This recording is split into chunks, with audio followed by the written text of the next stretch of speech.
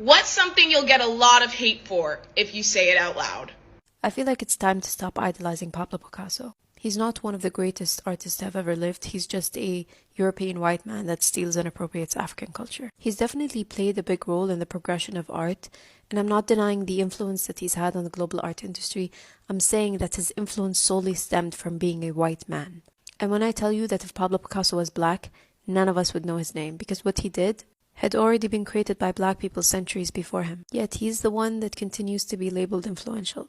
Not to mention how disgusting of a human being he was, he does not deserve an ounce of the love and respect and support that he continuously gets to this day.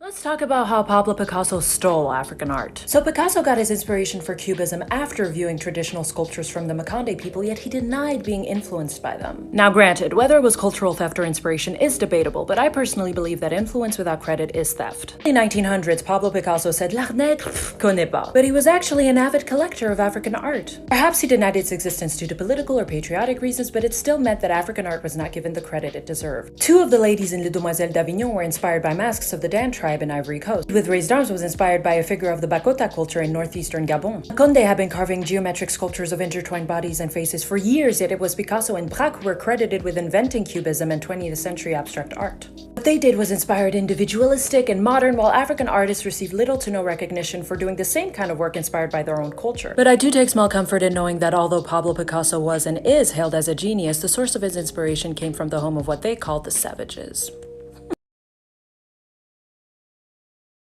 I think it might be time for another shithead man from history. And on the chopping block today, we have got none other than Pablo Picasso. And I know what you're thinking, that is some low-hanging fruit, Kate. And you would be right, but I promise you, whatever you know or think you know about this man, it's worse. As with all the men featured in this series, Picasso's genius is hardly called into question here. He was, and remains, one of the most influential figures in the whole of art history. Not to mention one of the most expensive. His painting La Femme d'Alger sold in 2015 for $179.4 million.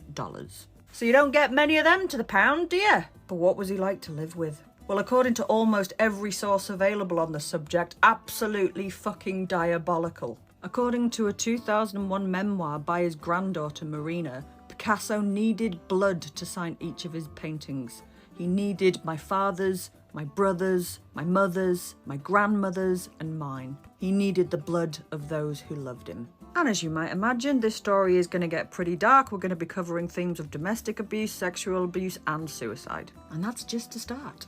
Picasso once told one of his muses and long-term mistresses, Françoise Gillotte, that women were machines made for suffering. And for him, there were only two types of women: goddesses and doormats. It has been suggested by many Picasso biographers that his fucked up attitude to women in relationships stems from childhood. Picasso was born in Malaga in Spain, and his dad was an artist too. And his dad was a notorious womanizer. In fact, he used to frequent the local brothel regularly. It was almost certainly here, around about 13 or 14, that Picasso lost his virginity, setting up a lifelong attitude of viewing sex purely as transactional. Just as a very quick aside, one of the most surprising things I learnt whilst researching this is that Picasso was only 5'4". Now, I don't place a lot of stock by height, but I know a lot of men do. Maybe that had something to do with this too. Who knows? His first big love is this woman, Fernande Olivia, who he meets in 1904. Things become very intense very quickly. He obsessively paints her, and they do stay together for about 7 years, during which time he is unfaithful constantly, all of the time. He's even unfaithful to the people he's being unfaithful with.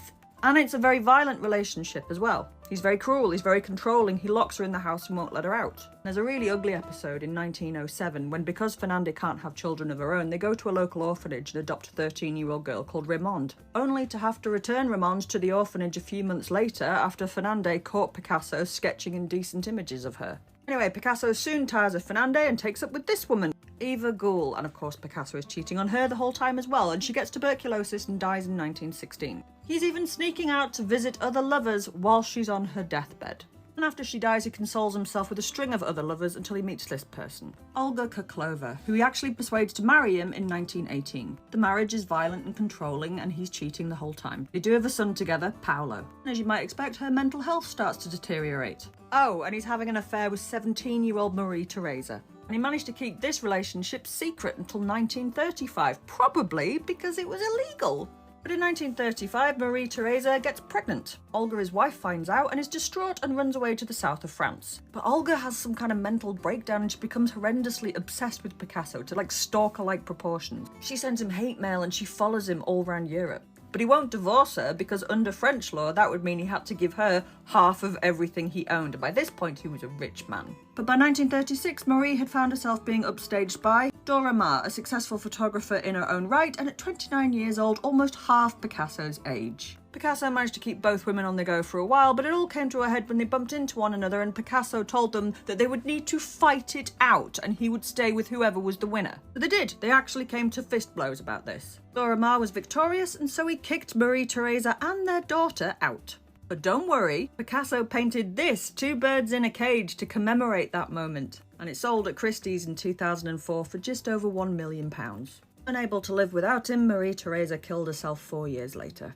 In 1943, Dora found out that Picasso was having an affair with this woman, 21-year-old Françoise Gillotte. Dora experienced a severe psychiatric collapse and never fully recovered. Francois and Picasso live in the south of France, but his wife, do you remember her? Olga, the one he wouldn't divorce, yeah, she decides to live really close to them and would often break into their home and attack Francois. He has 2 more children with Francois, Claude and Paloma. Even in the 1950s, by the time he's 70, he's still having affairs. Olga eventually dies of natural causes, which means he could have been free to have married Francois, but he doesn't. They break up and Picasso decides he's going to use his considerable influence to try and sabotage her art career. He contacts art galleries and agents and basically blacklists her. All the while, he's shacked up with this woman, 26-year-old Jacqueline Roque. He did marry her in 1961, but he was constantly having affairs and constantly playing away, and it was a violent relationship. Picasso is getting frailer and frailer. Jacqueline starts to become more and more controlling and eventually keeps his family away from him. When Picasso died in 1973, Jacqueline wouldn't let his children and grandchildren attend the funeral. In response, Picasso's grandson, Pablito, killed himself, and his son, Paolo, sank into a terrible depression and eventually died of alcoholism. Jacqueline became severely mentally unwell after Picasso's death. For years after, she would lock herself in dark rooms and talk to photographs of him. Eventually, she killed herself as well. She shot herself with Picasso's gun. His granddaughter, Marina, said that he crushed women into his canvas, and once they were bled dry, he would dispose of them. His lover, Dora Maar, once told Picasso, "You might be an extraordinary artist, but morally speaking, you are worthless." And there you go, Pablo Picasso. What a twat. But the pictures are nice. The pictures are nice.